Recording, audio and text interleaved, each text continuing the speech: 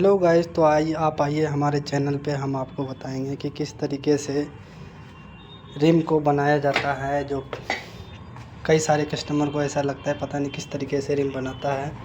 तो पहले ये हब लें, ये ताड़ी लें, उसके अंदर एक ये होल में डालें, फिर एक होल छोड़ के दूसरी होल में डालना है। ये दूसरी होल में डाल दिया, फिर एक छोड़ के फिर तीसरी होल में डाल दिया, फिर एक छोड़ के फिर चौथी में डाल दिया। तो ऐसे करके डालना है। मतलब जब भी ताड़ी डालें एक को छोड़ के एक को। नीचे वाले में कैसे डालना है, जो दो ताड़ी के बीच में जो छेद बचेंगे ना उसमें डालना है। जैसे ये दो ताड़ी है, इन दोनों के बीच में ये वाला छेद है, इसमें डाल दो। उसके बाद फिर एक छोड़ के एक में डालो। तो ऊपर नीचे का ये सिस्टम है।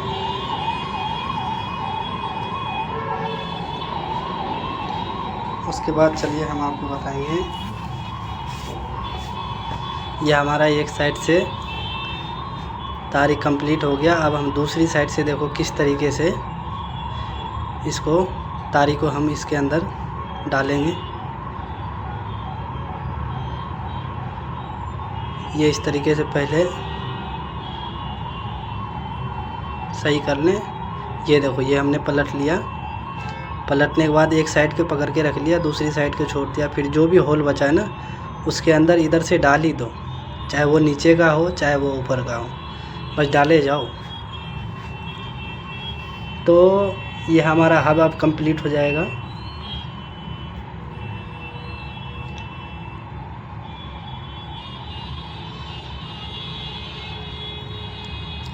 ये देखो, ये एक साइड से भी कंप्लीट हो गया। अब दूसरी साइड से हम भरेंगे।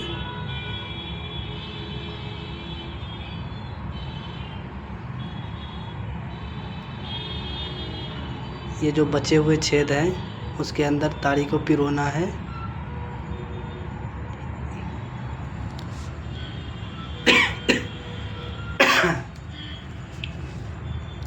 पता नहीं आजकल कैसा मौसम हो गया, साले जुकाम भी चल रहा है। तो ये हमारा हब हो गया, ये रिम हो गया। अब देखो हम रिम में कैसे मालूम चलेगा कि कौन से होल में कौन सी ताड़ी डालना है। जैसे मैंने एक देखो ये स्पोक को बना करके मैंने आपको दिखा रहा हूँ कि एक तारी बीच में सेंटर में डाला। तो देखो कोई होल लेफ़्ट में है, कोई राइट में है। जैसे ऐसे करके दिखाऊं तो कोई ऊपर होल है तो कोई नीचे है। जैसे वो वाला देखो नीचे है, ये वाला ऊपर है। अभी मैं बताऊंगा कौन सा ऊपर है कौन सा नीचे है।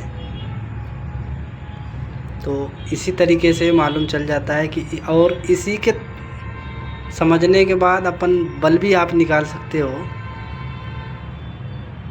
क्योंकि जो ये होल के बारे में समझ गया, क्योंकि जो ऊपर का होल है तो वो उसी साइड अगर तारी कसेंगे तो ये रिम उसी साइड जाएगा। जैसे ये देखो, मैं पहले बताऊँ आपको, ये ऊपर का होल है, ये नीचे का होल है, ठीक है। जैसे नीचे अपन रखने के बाद बताऊंगा कि ये ऊपर वाले तारी ऊपर में फंसाएं, नीचे वाली तारी नीचे वाले होल में फंसाना है। तो पहले एक साइड से ही हब को पकड़ के भरना पड़ता है, दोनों साइड एक साथ होता नहीं है। तो पहले एक साइड का भरना है। तो देख लो, ये ऊपर का हो गया, ये नीचे का हो गया। ये नीचे भी इसी सिस्टम देखो नज़र आ रहा है। नीचे भी मैं आपको कंप्लीट बता दूं कैसे होता है। जैसे ये देखो, ये हमारा होल, ये जो है देख लो, इसमें बताओ कौन सा ऊपर नीचे है। जैसे ये ऊपर है, ठीक है, ये नीचे है, ये वाला नीचे है, ये वाला ऊपर है। अब इन तीनों के बीच में देखो कौन सा ऊपर है, ये ऊपर है और ये नीचे है, ये ऊपर है, ये नीचे है। तो इसी हिसाब से हमको रिम को भरना है। जैसे रिम को नीचे रखने के बाद, अब मैं रिम को नीचे रखता हूँ, फिर मैं आपको बताऊँगा किस तरीके से भरता है। जो ये मैंने हब लिया, हब को आपको ये चीज़ नहीं देखना है कि ये हब उल्टा है कि सीधा है। ऊपर नीचे हब हो जाए तो उससे अपने को कोई आपत्ति नहीं है। हब चाहे ऐसे उल्टा नीचे कर लो ऊपर वाला हिस्सा, चाहे नीचे वाला हिस्सा ऊपर कर लो, या ऊपर वाला चाहे नीचे कर लो, उसमें कोई डिफरेंस नहीं है। क्योंकि होल के हिसाब से अपन को भरना है। जैसे ये है, ये हमने ताड़ी लिया, ये भी ताड़ी लिया, ये ऊपर का 3 ताड़ी लिया। देखो ऊपर के हिस्से में भी 6 ताड़ी गिनती करके लेना है। जैसे ये 3 हो गया, 3 में देखो हर एक का पेयर लेना है, जैसे एक नीचे का एक ऊपर का। एक साइड में भी ऊपर नीचे का सिस्टम है, जैसे ये देखो ये 1 हो गया, ये 2 हो गया, ये 3 हो गया, ये 4 हो गया, ये 5 हो गया और ये 6 हो गया। देखो गिनती करके बताऊँ, 1 2 और 3 पेयर हो गया। पेयर जैसे ऊपर और नीचे का पेयर, सबसे नीचे नहीं, ऊपर में भी ऊपर नीचे तारी है, इसलिए दोनों साइड का क्या है लो और बीच का जो है बीच का हटा दो, ऊपर का भी बीच का नीचे का भी। फिर ये दोनों साइड जो एंड का तारी था 6 के बीच में जो एंड का तारी है ना, वो दोनों पकड़ लो। अब जो ऊपर का है वो नीचे, जो नीचे का है वो ऊपर करना है। फिर उसके बाद ये होल मैंने आपको बताया था कि किस तरीके से होल ऊपर नीचे है, ठीक है। ये होल के हिसाब से ही भरा जाता है। अगर ये जैसे अपन ऊपर के हिसाब से भर रहे हैं तो ये ऊपर के हिसाब से भरेंगे, नीचे का जो मैंने छोड़ दिया वो नीचे वाले भरेंगे। मैं अब कंप्लीट सही से बता दिया आपको। अब इसके बाद मैं अब अपने हिसाब से बना रहा हूँ। और इस बीच में इसलिए गैप हो गया कि हमारे पास कोई काम आ गया था, इसलिए हमने हब को छोड़ के दूसरा काम करने लग गए थे। और उसके बाद मैं आपको बता रहा हूँ उसी तरीके से, फिर मैं आपको बता रहा हूँ कि कैसे मैंने लिया था इसको तारीख। जैसे ये 3 ऊपर का हो गया, 3 नीचे का हो गया, 6। देखो हमारे पास काम फिर आ गया था, फिर हमें इधर उधर होना पड़ जाता है, इसलिए हमें वापस से क्या है, यहाँ कस्टमर भी आता है तो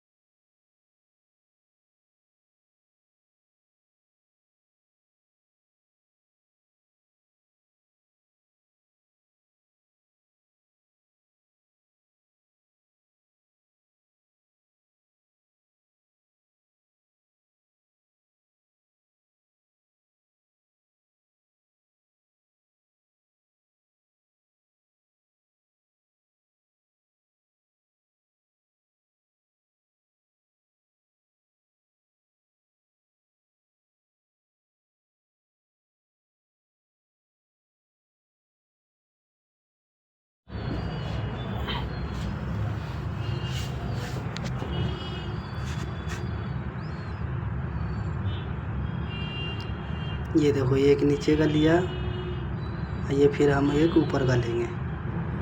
बिल्कुल नीचे का नहीं, ऊपर वाले के हब के कटोरी के सिर्फ ऊपर वाले हिस्से के हम अभी बांध रहे हैं। और रिम में जो बांध रहे हैं, जो ऊपर का होल था, जैसे अप डाउन में आपको समझाऊं, जो डाउन है रिम के होल का जो डाउन है वो नीचे वाले के लिए है, जो अप में होल है वो अप के लिए है। अब मैं समझाऊंगा किस तरीके से।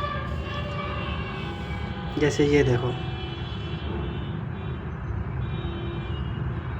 एक साइड का मेरा कंप्लीट हो गया, ये एक साइड का हो गया। अब ये रिम को पलट के मैंने सीधी कर लिया, इन तारियों को भी देख लिया, ऐसे पकड़ के झाड़ लें एक बार तो इससे क्या होगा, सारे रिम बैठ जाता है। अब यहाँ भी एक चीज़ समझो आप कि ये जो 6 तारी फिर से लेना है हमें, 3 नीचे का 3 ऊपर का, और दोनों का एंड का लेना है, फिर ये बेंड करके डालना है। बेंड करते ही मैं आपको बताऊँ कि यहाँ भी एक पॉइंट है, जैसे मैं आपको दिखाऊँ अभी पॉइंट क्या है। पॉइंट ये है कि ये तारी देखो यहाँ छोटा पड़ गया, यहाँ छोटा पड़ गया, यहाँ भी छोटा पड़ जाता है और यहाँ भी छोटा पड़ जाता है, यहाँ बराबर पड़ जाता है। तो यहाँ क्या है, हमें यहीं डालना है, जहाँ बीच दोनों साइड में बराबर हो जाए वहीं डालना है। अगर अलग अलग करेंगे तो छोटा बड़ा हो जाता है। फिर यहीं डालें, यहाँ डालने के बाद यहाँ से भी जाल बांधना फिर से वापस से शुरू करें। अरे भाई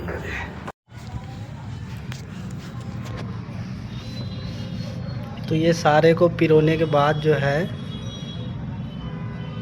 मैं आपको बताऊंगा कि किस तरीके से बैंड भी निकलता है पहिए के अंदर।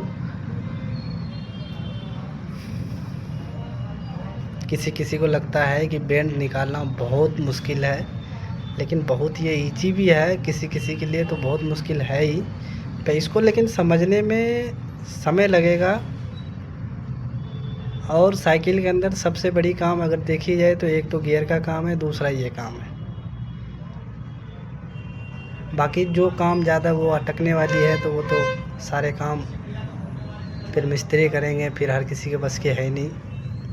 ये हमारा देखो सारे पिरोने के बाद मैंने ये दिखा दिया आपको, ये हमारा जाल भर गया। अब इसके साथ देखो ये चूड़ी है, जो आधी चूड़ी रह गया है और ये आधी आधी चूड़ी है। इसको पहले दो दो चूड़ी तीन तीन चूड़ी टाइट करना है, एक साथ पूरी चूड़ी को नहीं टाइट करना है।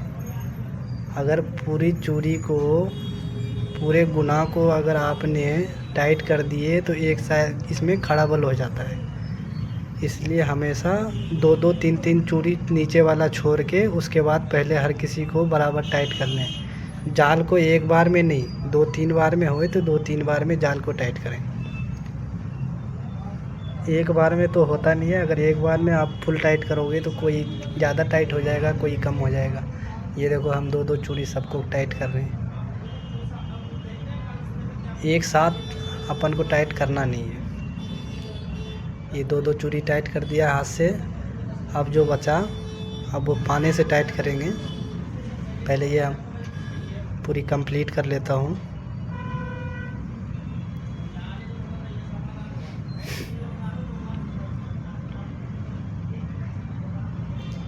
ये इसी तरीके से आपको दो दो चूड़ी टाइट करना है। फिर एक बार ठकोरे मारने, जो इधर उधर बैठा नहीं होगा तो वो बैठ जाएगा। फिर पाने से दो दो चूड़ी टाइट करेंगे। जो बची हुई चूड़ी है उसको सिर्फ टाइट करेंगे। ऐसा नहीं कि पाना जहाँ तक घूम रहा है घुमाओगे तो फिर तो खड़ा बल हो जाएगा, एक साइड खिंच जाएगा जाल। इसलिए हमेशा ये पाने 14 नंबर के एलन की लगता है, इसमें लगता है वो पाने। और 13 भी किसी में लग जाता है, किसी किसी में 15 भी लगता है, किसी किसी में मिक्सचर लगता है। तो ये हमारा जाल टाइट हो गया। अब हम आपको बताएंगे कि रिम का बेंड किस तरीके से निकलता है, नए रिम में भी बेंड कैसे आते हैं। क्योंकि ये सारे तारे जो हमने टाइट किया ये बराबर तो टाइट होगा नहीं, थोड़ी 19-20 तो हो ही जाता है, चाहे कितने बड़ा भी मिस्त्री क्यों ना हो। ये देखो हमारे पास यहाँ बेंड है, ये देखो ये टच हो गया। अब इसको हम टाइट करेंगे, उस साइड वाला टाइट करेंगे। अगर इस साइड टच होता है तो उस साइड का टाइट करेंगे, और उस साइड अगर टच होता है तो इस साइड वाला टाइट करेंगे। तो इस तरीके से बेंड निकलता है। इसमें मैंने आपको बता दिया कि अप और डाउन वाला हो गया सिस्टम इसमें स्पोक का। जो हम इतने देर से आपको तारी तारी बोल रहे थे वो स्पोक बोलते हैं, और हर जगह का लैंग्वेज अलग अलग है। तो मैं आपको ये भी बताऊंगा कि ये खड़ा बेंड कैसे हो जाता है, कैसे निकल जाता है, और किस तरीके से उसको निकालना होता है, ये भी मैं आपको समझाऊंगा अभी। ये हमारा क्या है, थोड़ा कंप्लीट हो जाए थोड़ी बहुत, फिर हम खड़ा बल चेक करेंगे। ये देखो पहले से बहुत अच्छा हो गया मेरा रिम। अब मैं आपको दिखाता हूँ खड़ा बल कैसे रहता है। खड़ा बल इस तरीके से चेक होता है, किसी किसी एक्सपीरियंस से अंगूठे से भी चेक कर देता है। ये इस तरीके से देखो खड़ा बेंड है। अब खड़ा बेंड में और क्या सिस्टम है, जैसे ये जब भी निकालें तो 4 तारी के हिसाब से निकालें। 4 स्पोक को टाइट करना है या लूज करना है। जैसे बाहर निकल रहा है तो टाइट करो, अंदर घुस रहा है दब रहा है तो उसको लूज कर दो, तो वो रिम को बाहर फेंक देता है। और जो बाहर निकल रहा है वो 4 को टाइट करो उस जगह, तो वो रिम को अंदर स्पोक खींच लेता है। तो इसी हिसाब से खड़ा बेंड भी निकल जाता है। ये देखो हमने खड़ा बेंड निकाल दिया, इसमें ज़्यादा खड़ा बेंड था।